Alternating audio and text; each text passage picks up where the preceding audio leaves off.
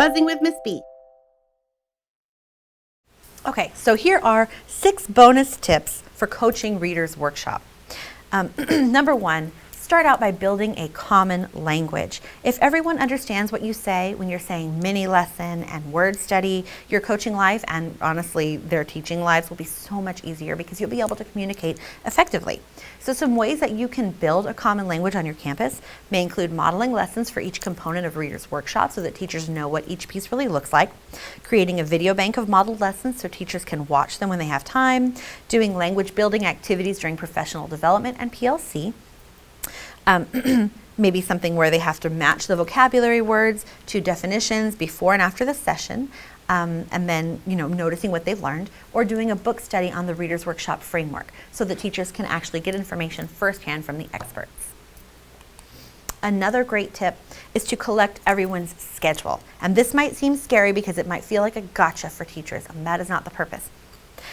The reason that you want to have a copy of everybody's schedule is that whenever you're scheduling work with teachers, it is so much easier if you already have an idea of when certain things happen. For example, if you know that 5th grade has PE at 9 o'clock and math at 10:15 and Readers Workshop at 12:30, you're going to want to free your day around 12:30 so you can support that 5th grade classroom if that's the one you're working with. If you don't have that information, then you have no idea when things happen and it's very difficult to be effective.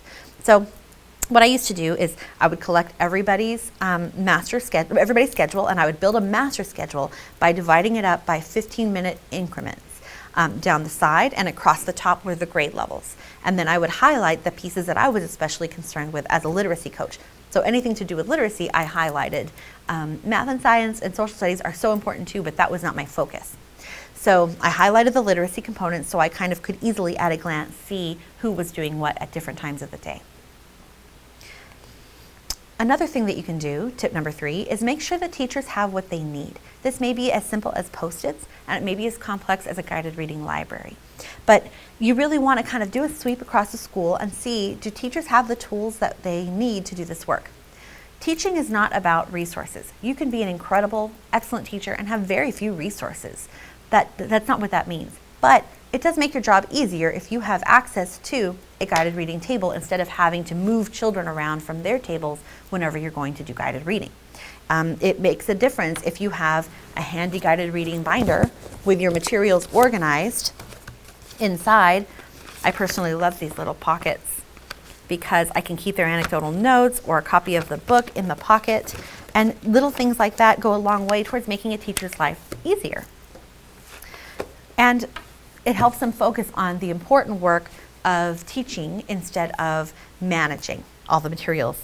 So I really recommend that even though you may not have a huge budget to do everything you would like to do for teachers, figure out if there are a few things that you can do to make their lives easier by getting them what they need.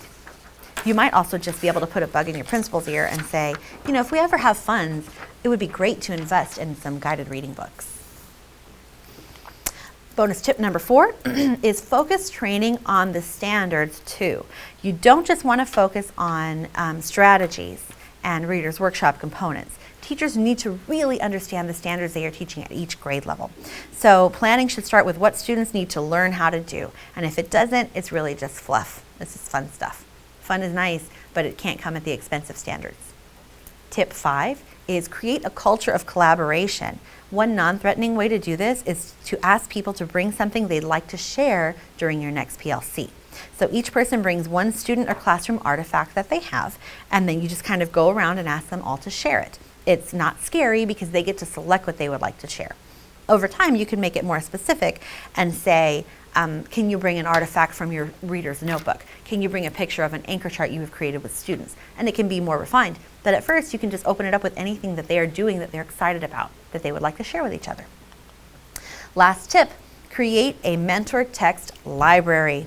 You can organize books by reading strategy or skill in baskets and then label them. This saves you so much time and trouble. For example, in a basket that says making inferences, I can have fabulous frogs. I can have the wretched stone. I can keep books in there that are going to be great for making inferences. In my predictions basket, maybe I have When We're Worried or Enemy Pie, because those are great books for making predictions. So whenever you're planning collaboratively with teachers, if you're focusing on a specific standard, you can just pull out your basket and say, let's look through these selections and get some ideas of what we could use.